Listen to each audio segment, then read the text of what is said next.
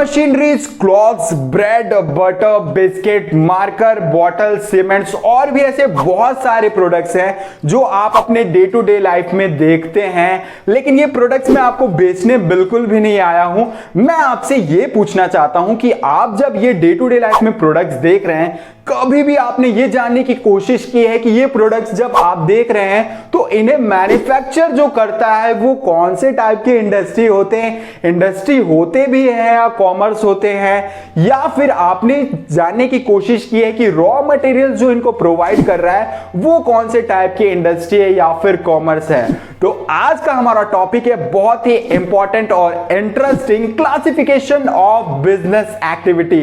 तो चलिए इसे स्टार्ट करते हैं।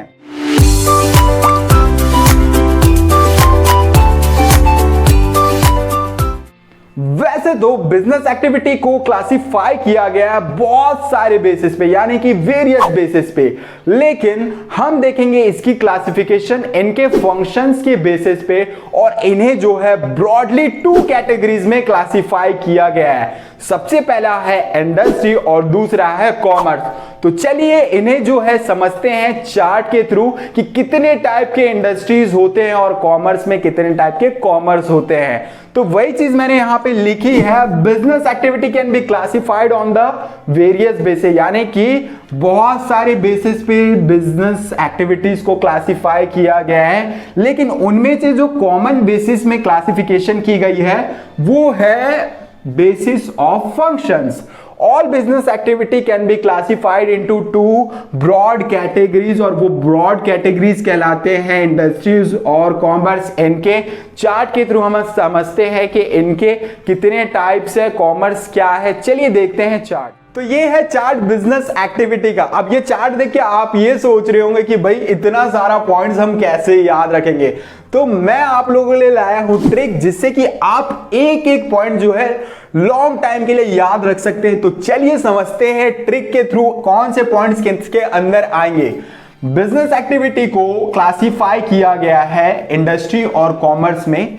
इंडस्ट्री के अंदर आ जाता है प्राइमरी, सेकेंडरी और टर्शरी, और कॉमर्स के अंदर आ जाता है ट्रेड और एड्स टू ट्रेड। तो बेटा आप ये याद रखिए कि ट्रेड की जब कभी बात आएगी तो वो कॉमर्स के अंदर आएगा, अगर इंडस्ट्री की बात आ रही है तो प्राइमरी, सेकेंडरी और टर्शरी आ रहा है। ठीक है, अब यहां पे आपको प्राइमरी इंडस्ट्री के अंदर कौन कौन से पॉइंट्स आएंगे आप कैसे याद रखेंगे, तो आप जो मैं अभी आपसे कह रहा हूं आप उसे याद रखिए।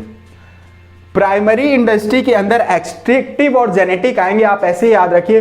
पर्सन एक्स्ट्रा जेनेटिक है भाई, पर्सन आप जो है ना एक्स्ट्रा जेनेटिक है।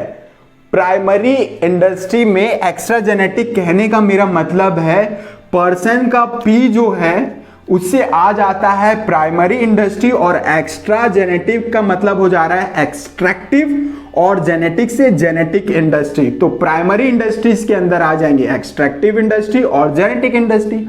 अगर हम सेकेंडरी की बात करें, सेकंड कौन मैन, सेकंड कौन सेकंड मैन। अब देखो यहां पे सेकंड कौन मैन मैं क्यों बोल रहा हूं, सेकेंडरी इंडस्ट्री के अंदर आ जाएगा कौन से, कंस्ट्रक्टिव, CON, कौन से कंस्ट्रक्टिव इंडस्ट्री, और मैन से मैन्युफैक्चरिंग इंडस्ट्री।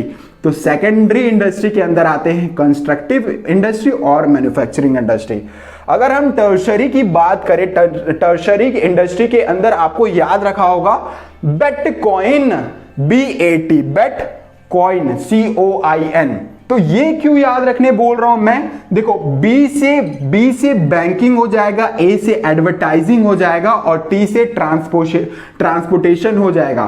तो ये हो गया आपका बेट, और कॉइन में क्यों कह रहा हूं, CO को होता है उससे कम्युनिकेशन आप याद रखिए, और IN इंश्योरेंस आप ऐसे याद रख सकते हैं। तो बेट कॉइन आपको याद रहेगा टर्शरी में। अगर हम ट्रेड की बात करें, ट्रेड जो है 2 कैटेगरीज में बांटा गया है, एक इंटरनल ट्रेड और एक एक्सटर्नल ट्रेड।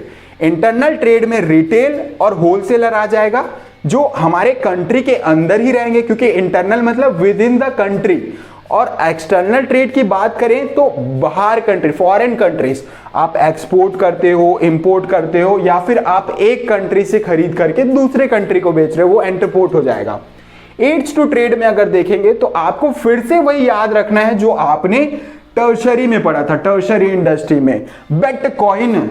तो तो बिटकॉइन क्यों बोल रहा हूं? B for banking, A for advertising, T for transportation, C O को, और इससे कम्युनिकेशन हो जाता है, और आई एंड इन, इससे इंश्योरेंस हो जाता है। तो होप आपको ट्रिक अच्छा लगा होगा। अगर आपको ट्रिक अच्छा लगा है तो ये ट्रिक आप एक दो बार प्रैक्टिस कीजिए, आप जो है लंबे समय तक सारे पॉइंट्स को याद रख सकते हैं। अब इसे जो है ईच एंड एवरी पॉइंट्स हम डिटेल में समझने वाले हैं, एक एक टॉपिक को। सारे टॉपिक्स मैं क्लियर करूंगा नेक्स्ट वीडियो पे। अगर आपको ये ट्रिक अच्छा लगा हो तो लाइक करें, शेयर करें और सब्सक्राइब करना ना भूलें। Thanks for watching video till the end.